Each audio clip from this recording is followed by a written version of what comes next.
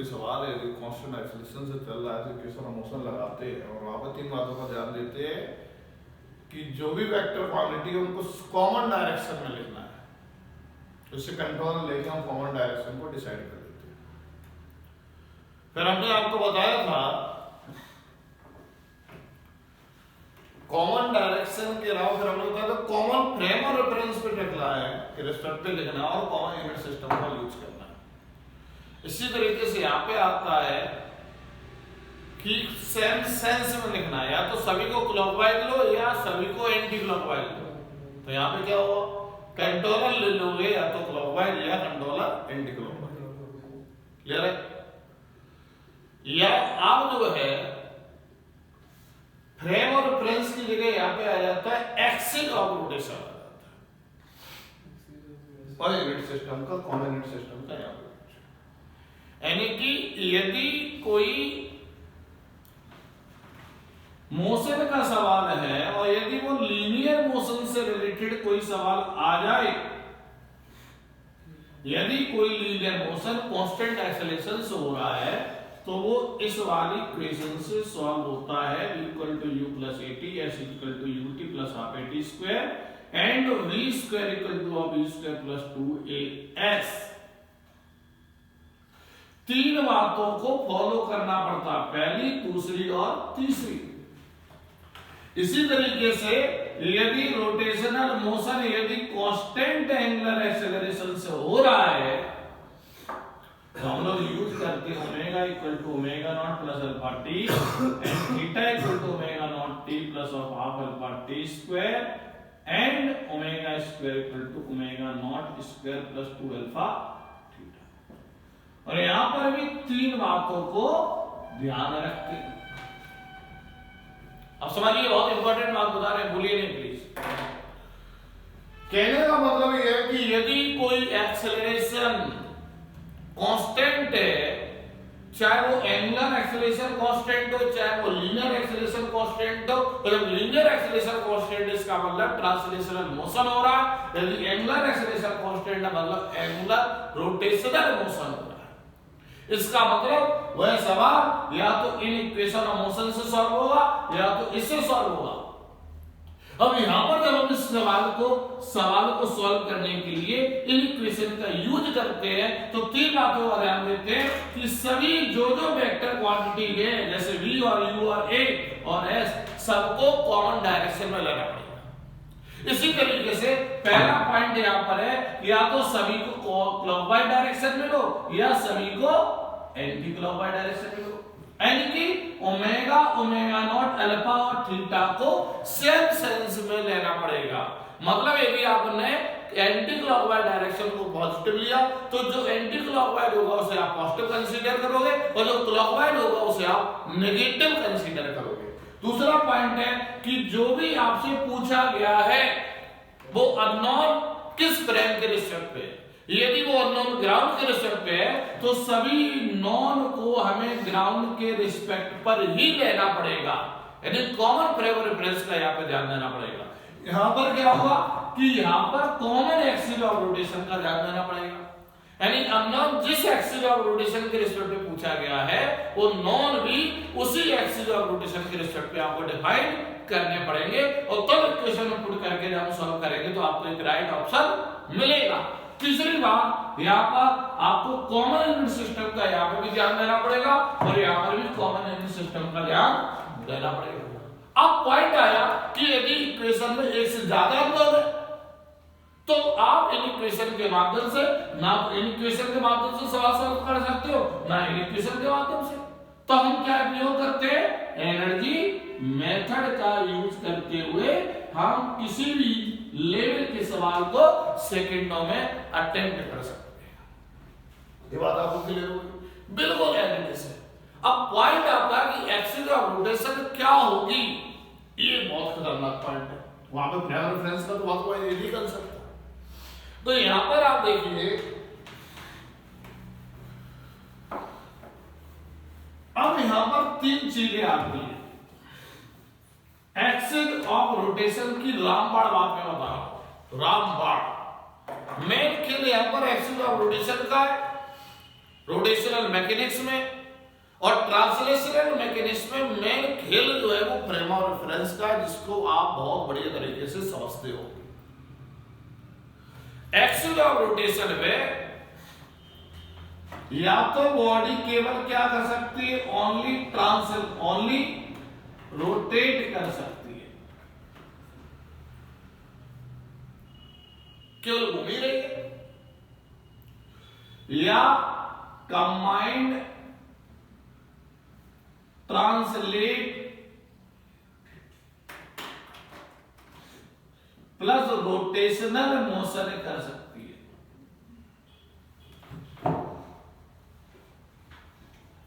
अब ये दो कैटेगरी में डिवाइड हो जाता है।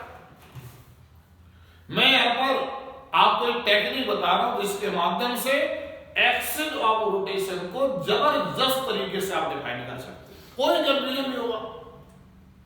और जब एक्सिस ऑफ रोटेशन आपका क्लियर हो जाएगा तो उसी के रिस्पेक्ट पे rotational mass, moment of inertia भी निकल आएगा, उसी के रिस्पेक्ट पे एंगुलर वेलोसिटी भी निकल आएगी, उसी के रिस्पेक्ट पे एंगुलर एक्सेलरेशन भी निकल आएगा, उसी के रिस्पेक्ट पे टॉर्क भी निकल आएगा, उसी के रिस्पेक्ट पे एंगुलर मोमेंटम भी निकल पाएगा, और उसी के रिस्पेक्ट पे रेडियस ऑफ गायरेशन भी निकल आएगा। यानी पूरा चैप्टर उसी पिलर पे डिपेंड कर रहा है, एक्सिस ऑफ रोटेशन। अब कोई चीज चलती है, घूमती है, केवल घूमती है, मान लो पंखा केवल घूम रहा है तो इसका एक्सिस ऑफ रोटेशन ये एक्स है। यदि हमने ये लिया तो यदि घूम रहा है तो ये पता चल रहा है इसके अबाउट घूम रहा है, ये एक्सिस ऑफ रोटेशन इसके इस पॉइंट से पास हुई है, मैं इसे पकड़े हुए, ये एक्सिस ऑफ रोटेशन दिखाई देगी। यानी कि यदि केवल घूम रहा है तो एक्सिस ऑफ रोटेशन, मान लो ये बॉडी है और यहां पर हमने एक हुक के अबाउट हमने उसे हैंग कर दिया, तो यही इस पॉइंट से ये एक्सिस ऑफ रोटेशन जो पास हुई है, ये जो लाइन पास हुई है, इसके अबाउट ये घूम रहा है, यही एक्सिस ऑफ रोटेशन। फैन घूम रहा है तो ये जो डंडा है, ये जो एक्सल है, इसी के अबाउट ये घूम रहा है, तो यही उसका एक्सिस ऑफ रोटेशन। यानी कहने का मतलब यदि कोई बॉडी घूम रही है तो उसका एक्सिस ऑफ रोटेशन आपको देखने से पता चल जाएगा। लेकिन यदि कोई बॉडी चल और घूम दोनों रही है, जैसे कि उड़न तस्तरी है, उसे हम इस तरीके से फेंके तो चलेगी भी और आगे भी बढ़ेगी। लॉर्ड कृष्णा का जो चक्र है, उसे यदि वो चला दे तो चलेगा भी और घूमेगा भी।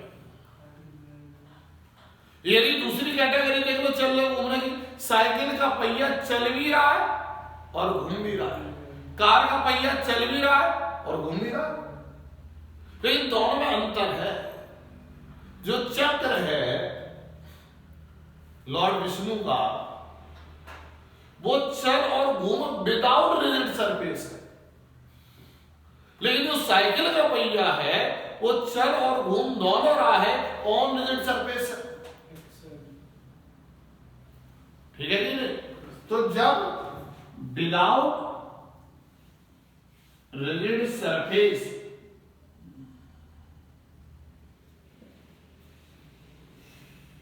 या on rigid surface,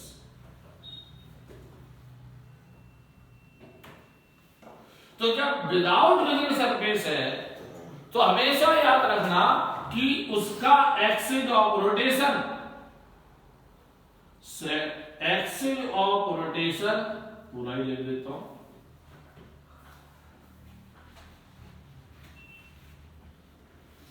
always passing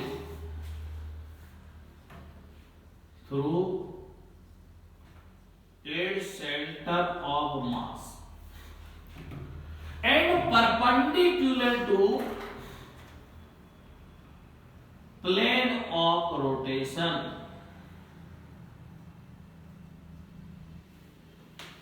और प्लेन ऑफ रोटेशन के कैसा है, परपेंडिकुलर है।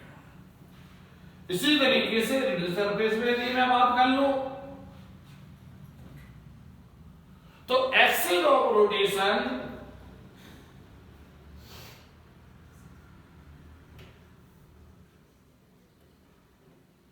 यहां पर भी सेंटर ऑफ मास से पास होगा। और यदि वो चल प्लस घूमा, यदि हम प्योरली उसे घुमाने इसे कन्वर्ट कर दे तो उसका एक्सिस ऑफ रोटेशन का जो पॉइंट ऑफ जो पॉइंट है जिससे वो पास होगा वो वेरी करेगा। इससे हम बाद में डिस्कस करेंगे, इसे बाद में थोड़ा सा कॉम्प्लिकेटेड है, सवाल के माध्यम से डिस्कस करेंगे, ठीक है। इसे बोलेंगे इंस्टैन्टेनियस एक्सिस ऑफ रोटेशन, है ना, convert into pure rotation।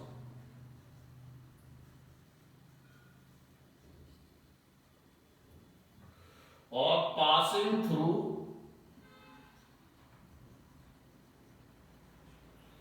its center of mass, it will take a combined rotation plus translation. अब पॉइंट समझने की कोशिश करना। यदि कोई बॉडी केवल घूम रही है तो हमेशा उसका एक्सिस ऑफ रोटेशन देखने से पता चल जाएगा। मान लीजिए मार्कर घूम रहा है तो इसका एक्सिस ऑफ रोटेशन देखिए, मैं इस पे होल्ड किया, ये एक्सिस ऑफ रोटेशन, इसके बाद ये घूम रहा है। लेकिन यदि कोई बॉडी चल और घूम दोनों रही है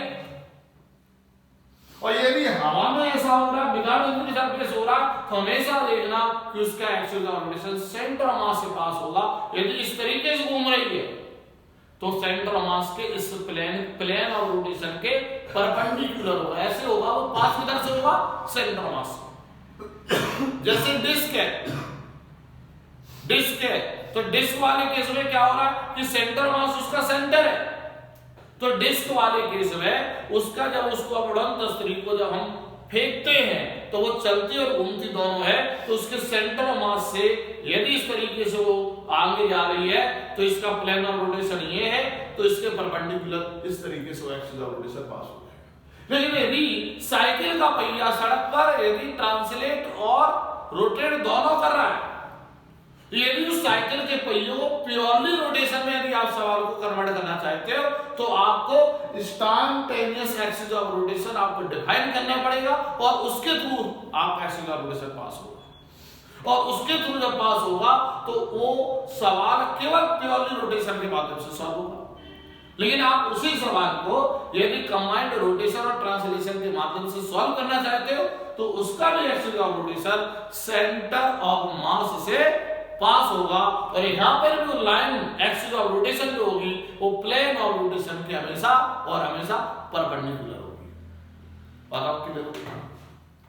तो एक्सिस ऑफ रोटेशन का बहुत बड़ा रायता था। क्लियर हो गया? क्लियर हो गया एक्सिस ऑफ रोटेशन है। अब यहां पर देखिए दरवाजा है, ये दरवाजा इस तरीके से यदि घूम रहा है, ध्यान दीजिएगा, ये दरवाजा है, ये डोर है, और यदि वो उस तरीके से घूम रहे हैं, मतलब ये प्लेन ऑफ रोटेशन ये तो इसका परपेंडिकुलर ये हुआ, और किधर से आपको दिखाई दे रहा है, केवल घूम ही तो रहा है। हमेशा याद रखो प्लेन ऑफ रोटेशन के परपेंडिकुलर होगा एक्सिस ऑफ रोटेशन। हमेशा याद रखो प्लेन ऑफ रोटेशन के जिस प्लेन में वो बॉडी रोटेट कर रही है, एक्सिस ऑफ रोटेशन हमेशा उसके परपेंडिकुलर होगा। इस बात को बेसिक रूप से ध्यान रखना। अब पॉइंट आता है, जब कोई बॉडी रुकी है रेस्ट पे, उसका मास यदि m0 है, तो यदि वो चलने लगे, ट्रांसलेट करने लगे, तो उसका मास कांस्टेंट कंसीडर किया जाता है यदि उसकी वेलोसिटी स्पीड ऑफ लाइट के रिस्पेक्ट पे ना के बराबर है। यानी तब उस सिचुएशन में ट्रांसलेशनल मास रेस्ट मास के इक्वल होता है। लेकिन यदि कोई बॉडी घूमने लगे, एक्सिस ऑफ रोटेशन क्या हो, वो हल्की स्पीड से घूमे या तेजी स्पीड से घूमे, लेकिन रोटेशनल मास कभी रेस्ट मास के इक्वल नहीं होता है। रोटेशनल मास को ही हम क्या बोलते हैं, मोमेंट ऑफ इनर्शिया होगी। अब मोमेंट ऑफ इनर्शिया पे थोड़ा सा फोकस करते हैं।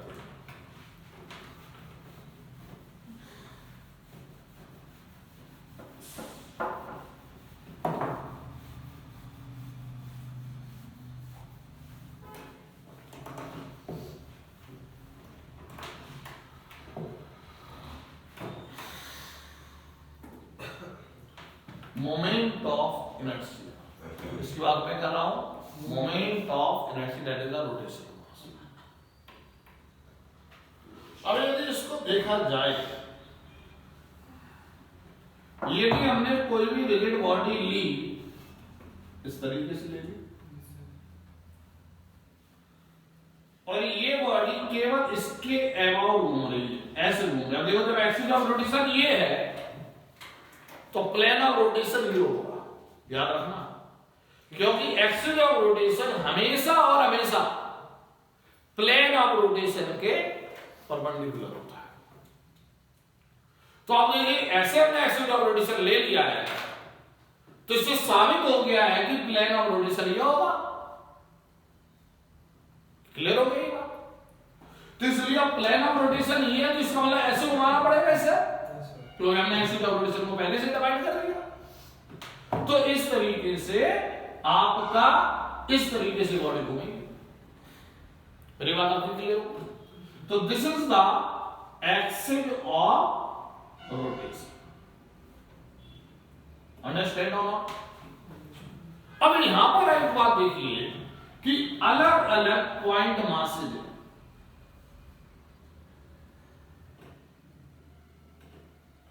अब इसका मास m1 है बेटा, इसका मास m2 है, इसका मास m3 है, इसका मास mn है।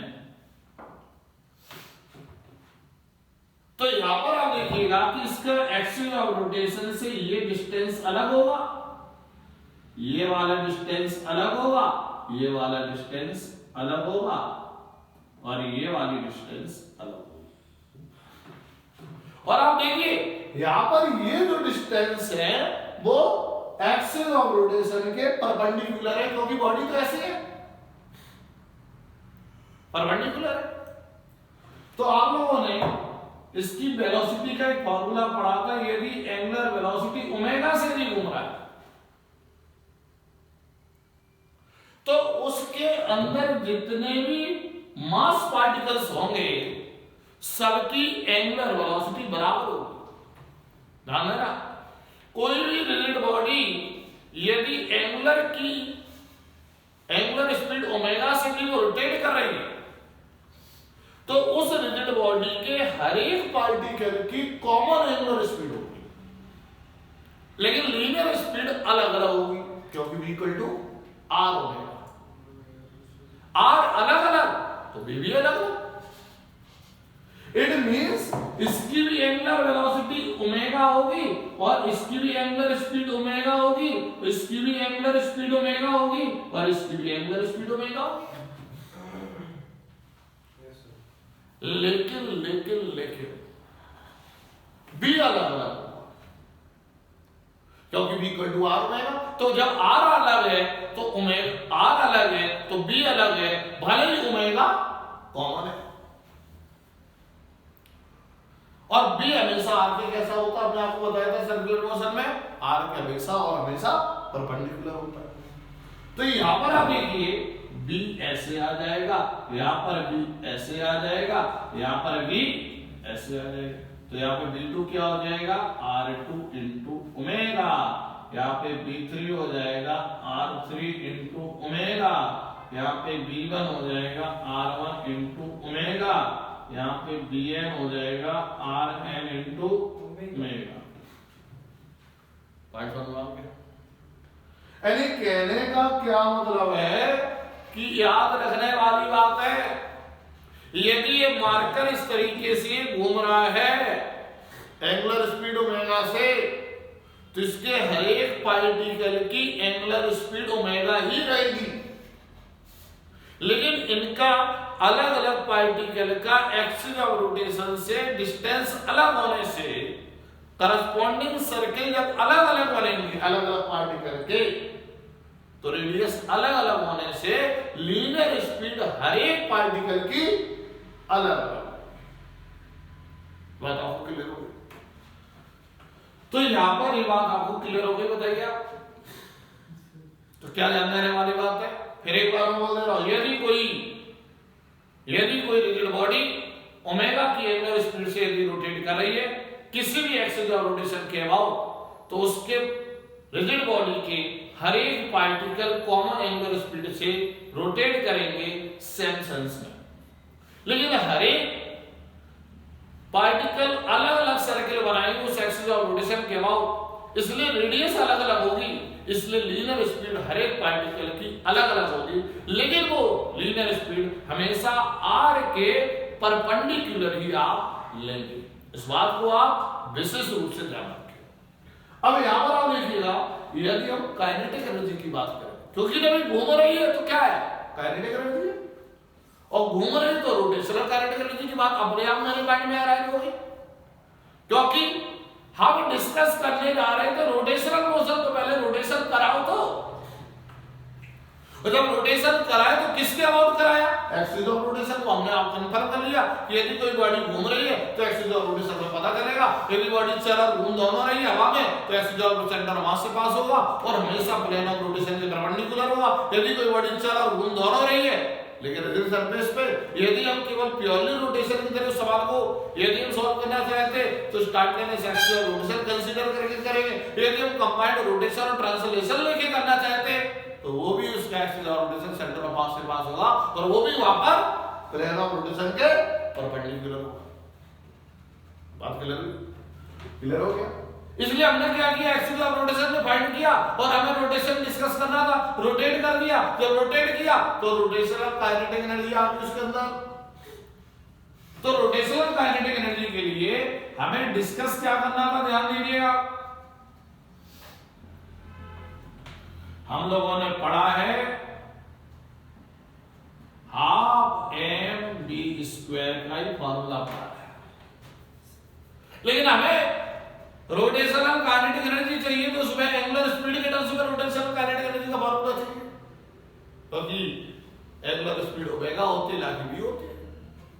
तो बी, अब यहां पर ये काइनेटिक एनर्जी एक की वजह से नहीं आ रही, बहुत सारे पार्टिकल की वजह से। तो इसे अब क्या लिखेंगे, ध्यान दीजिए, इसे अब सॉल्व करके जब लिखेंगे तो क्या लिखेंगे, half m1 b1 square plus half m2 v2 square dot dot dot half mn vn square, यानी b equal to r omega.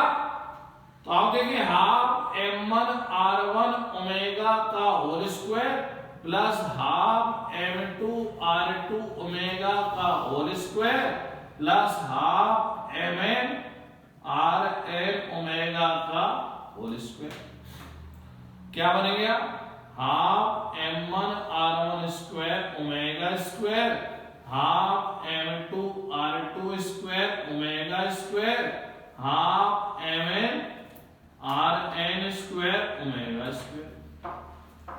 तो यहां पे क्या होगा, omega square by 2 m1 r1 square m2 r2 square mn rn square.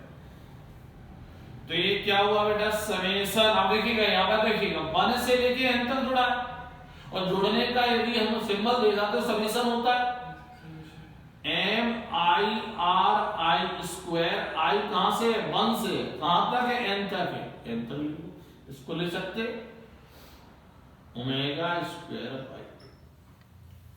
ये अब देखिएगा यदि हम इससे कंपेयर करें तो ये एंगुलर स्पीड है, ये 2 है, तो इसका मतलब ये मास और ट्रांसलेशनल मास है, तो क्या बन गया, रोटेशनल मास बन गया। अब ने कंपेयर किया हमने, तो जब हमने कंपेयर किया तो क्या बन गया, ये रोटेशनल मास बन गया।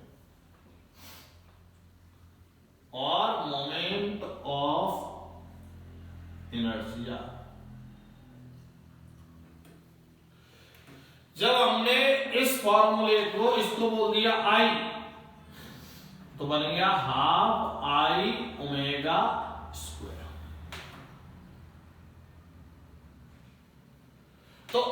का हमें फॉर्मूला पता चल गया, I equal to mr square. I equal to यानी जब कोई बॉडी घूमेगी तो उसका मास यदि रेस्ट मास m0 है, अब m0 नहीं रहेगा रोटेशन, वो वेरी कर जाएगा, लेकिन चल रही है तो उसका रेस्ट मास ट्रांसलेशन मास रेस्ट मास के इक्वल होगा यदि स्पीड उसकी नेग्लिजिबल है, स्पीड ऑफ लाइट है। रोटेशनल मास कभी भी रेस्ट मास के बराबर नहीं होगा, रोटेशनल मास या moment of inertia I equal to mr square होगा। लेकिन यहां पे इस फार्मूले को ध्यान दें कि m है क्या, m यहां पर देख रहे हो पॉइंट मास है, किसके लिए, एक्सिस ऑफ रोटेशन के लिए। ये बात टर्म्स ऑफ कंडीशन आ गई। क्या टर्म्स ऑफ कंडीशन है, मोमेंट ऑफ इनर्शिया के सवाल को सॉल्व करने के लिए जब आप इस फार्मूले को लगाएंगे I equal to mr square, तो इस फार्मूले को लगाने की एक ही टर्म्स ऑफ कंडीशन है कि m यहां पर पॉइंट मास है एक्सिस ऑफ रोटेशन के लिए, पहली कंडीशन। दूसरी condition r axis of rotation से परपेंडिकुलर डिस्टेंस है to the point mass m। Clear? तो ये आपको ध्यान देना, यानी m पॉइंट मास होना चाहिए एक्सिस ऑफ रोटेशन के लिए, और r जो है एक्सिस ऑफ रोटेशन से परपेंडिकुलर डिस्टेंस होनी जरूरी है। यदि आपने इस बात का ध्यान नहीं रखा तो मोमेंट ऑफ इनर्शिया के सवाल लगाने में दिक्कत होगी।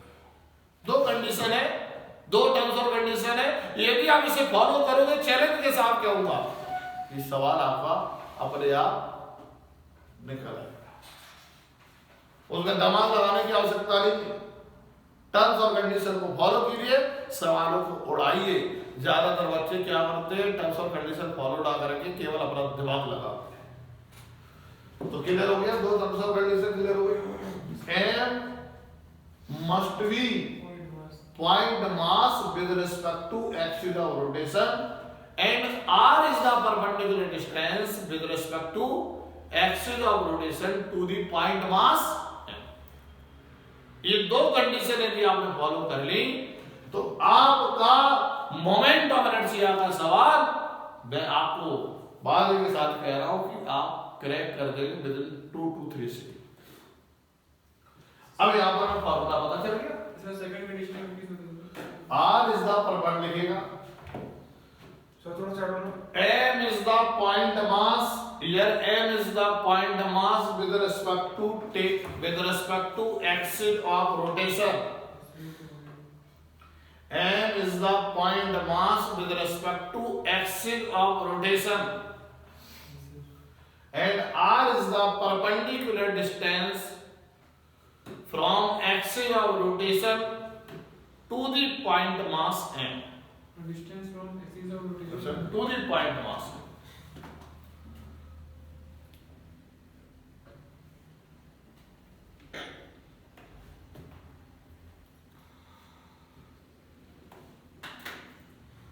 आगे सर,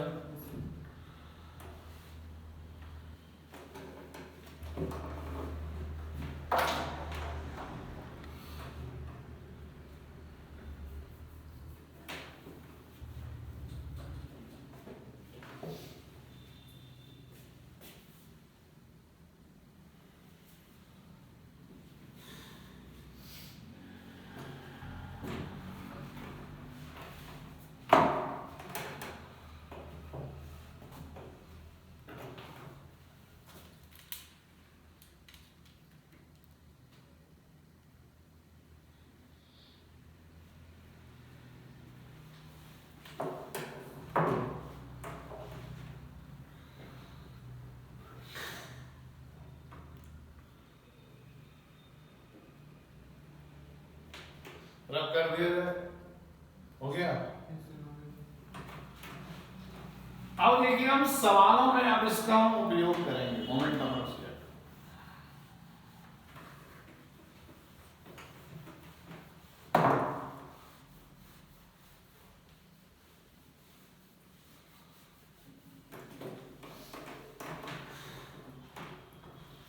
तो एक जान जो थी एक्सिस ऑफ रोटेशन में क्लियर कर दिया था, और दूसरी जान जो रोटेशन में एक्सिस क्यों फंडामेंटल है, और समझिए इसको ध्यान दो। I इक्वल टू mr², ये ज्यादातर बच्चे फॉर्मूले जानते हैं, लेकिन मोमेंट ऑफ इनर्शिया का जब सवाल आता है तो वहां पे उड़ जाते हैं, क्योंकि वो टर्म्स और कंडीशन को फॉलो ही नहीं करते, अपना दिमाग लगाते हैं तो मामला गंभीर हो जाता है। तो यहाँ पर दिमाग लगाने की आवश्यकता नहीं जब आप सवालों को सॉल्व करें, कॉन्सेप्चुअल सवाल हो चाहे न्यूमेरिकल सवाल हो, केवल आपको टर्म्स और कंडीशन को फॉलो करना है और कंसेप्ट के बारीकी पॉइंट्स को फॉलो करना है। अपने आप आपका सवाल 5 से 10 सेकंड में निकल आएगा, और जबकि कॉन्सेप्चुअल सवाल 2 से 3 सेकंड में निकल आता है, इससे ज्यादा नहीं लगता है। तो यहाँ पर मोमेंट ऑफ इनर्शिया का पहले मैं सवाल आपसे बात कर रहा हूं।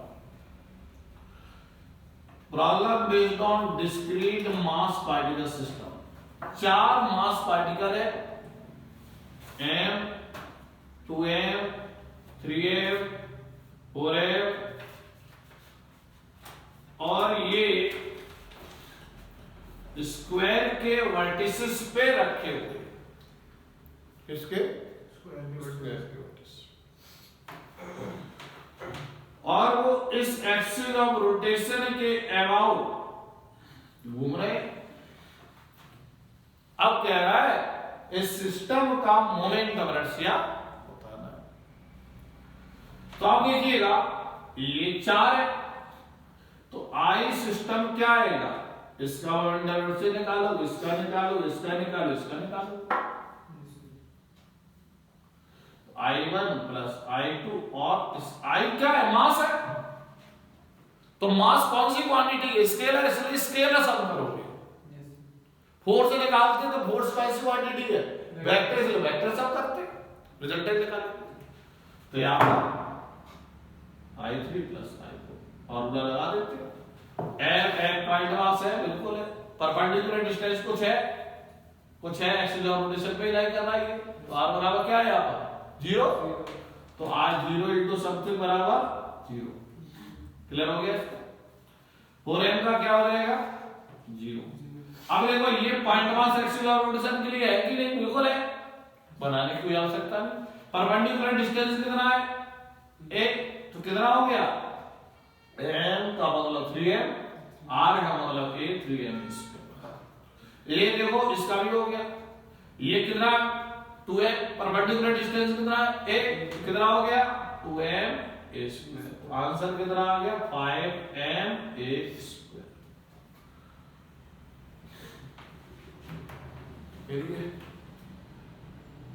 अब आप ये करिए कि इस एक्सिस ऑफ रोटेशन के अबाउट इसी सवाल को सॉल्व कीजिए, दूसरे नंबर का सवाल करिए।